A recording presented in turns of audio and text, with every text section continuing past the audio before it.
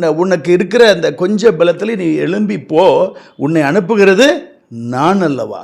இந்த வார்த்தை இன்றைக்கு இந்த சத்தத்தை கேட்டுக்கொண்டிருக்கிற உங்களுக்கு நேராக எனக்கு வந்து கொண்டிருக்கிறது. உங்கள்கிட்ட கொஞ்சம் பலன் தான் இருக்கா, நீங்கள் பயப்படாதீங்க. ஆண்டவருடைய பலன் உங்களோடு இருக்கும் பொழுது அது காண்டாமிருகத்துக்கு ஒத்த பலனாக இருக்கும். ஆகவே இந்த உலகத்தில் நமக்கு எதிரிகள் இருப்பார்கள், பொல்லாத மனிதர்கள் நம்மை சூழ்ந்திருப்பார்கள், பொறாமைக்காரர்கள் இருப்பார்கள், வன்கண்ணர் இருப்பார்கள், நம் மீது எரிச்சல் கொண்டவர்கள் இருப்பார்கள். ஆனால் ஆண்டவர் சொல்றார், உனக்கு இருக்கிற இந்த பலத்தோடு போ. ஒவ்வொருவருக்கும் ஒரு ஸ்டெமினாவை கொடுத்திருக்கிறார். சிலர் தொட்டா சுருங்கி போல லைட்டாக தொட்ட உடனே ஒரு சின்ன பிரச்சனைக்கு ஓ என்று அழுது விடுவார்கள். சிலருக்கு கொஞ்சம் கடினமான பிரச்சனை வரும்பொழுது அவரால் தாங்க முடியாது. ஒரு சிலருக்கு மிக மிக கடினமான பிரச்சனை வரும் வரைக்கும் ஆண்டவர் சைலண்டாக இருப்பார்.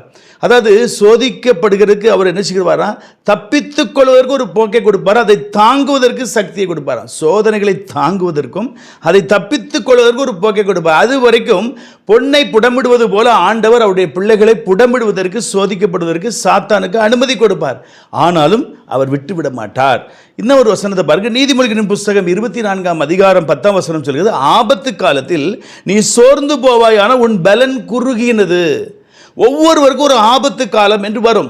இந்த ஆபத்து காலம், பிரச்சனைகள் வரக்கூடிய காலம், ஒரு தரித்திரம் நெருக்கி வரக்கூடிய காலம், இல்லை விபத்துகள் நடந்த காலம், வீட்டில் அருமையானவர்கள் மறிக்கக்கூடிய ஒரு காலம், இப்படி கண்ணீர் வடிக்கக்கூடிய, துயரம் படக்கூடிய, நெருக்கப்படக்கூடிய, கடன் படக்கூடிய காலங்கள், குடும்பத்திலே பிள்ளைகள் கணவன் மனைவி பிரிந்திருக்கிற காலம், இப்படிப்பட்ட காலங்கள்லாம் வரும் பொழுது ஆண்டவர் சொல்றார், ஆபத்து காலத்தில் நீ சோர்ந்து போவாயானால் உன் பலன் குறுகினது. நீ சோர்ந்து போகாத. ஆண்டவருடைய சமூகத்தில் நில்லுகிறார். எந்த பிரச்சனையாக இருக்கட்டும், நீங்கள் கர்த்தருடைய சமூகத்தில் வரும் பொழுது அவைகள் எல்லாம் வெயிலை கண்ட பனியை போல அவைகள் மறைந்து போய்விடும். ஆகவே நீ பயந்து இருந்தால் நீ உன் பலன் குறுகிறது என்று சொல்கிறார். அதுக்கப்புறம் பாருங்க, ஏசாயா 40:9 சொல்லப்படுகிறது, சோர்ந்து போகிறவனுக்கு அவர் பலன் கொடுத்து சத்துவம் இல்லாதவனுக்கு சத்துவத்தை பெருகப்படுவார். ஒரு குடும்பத்தில் 5 பிள்ளைகள் இருக்கிறார்கள், ஒரு குழந்தை பலவீனமாக இருக்கிறது என்று வைத்துக் கொள்ளுங்கள். இந்த தாயும் தகப்பனும் இந்த 4 குழந்தைகளை விட்டுவிட்டு இந்த பலவீனமான குழந்தைக்கு அதிகமான அக்கறை எடுப்பார்கள். அதே போலதான் நீங்கள் பலனற்று இருக்கும் பொழுது தேவன் அவருடைய பிள்ளையாகிய நம்ம மீது அதிக அக்கறை எடுப்பார், மற்றவர்களை காட்டிலும் அதிக அக்கறை எடுப்பார்.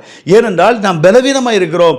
இந்த உலகத்திலே போராடுகிற பொல்லாத பிசாசானவன் கர்ச்சிக்கிற சிங்கம் போல எவனை விழுங்கலாம் என்று வகை தேடி வரும் பொழுது அவனுடைய பற்களுக்கு இரையாக ஒப்புக்கொடாமல் இருப்பதற்கு ஆண்டவருடைய கண்கள் இரவும் பகல் நம்ம நோக்கமாக இருக்கும். அப்ப யார் பலவீனமாக இருக்கிறார்களோ அவர்களுக்கு தேவனுடைய கிருபை அதிகமாக விளங்கும்.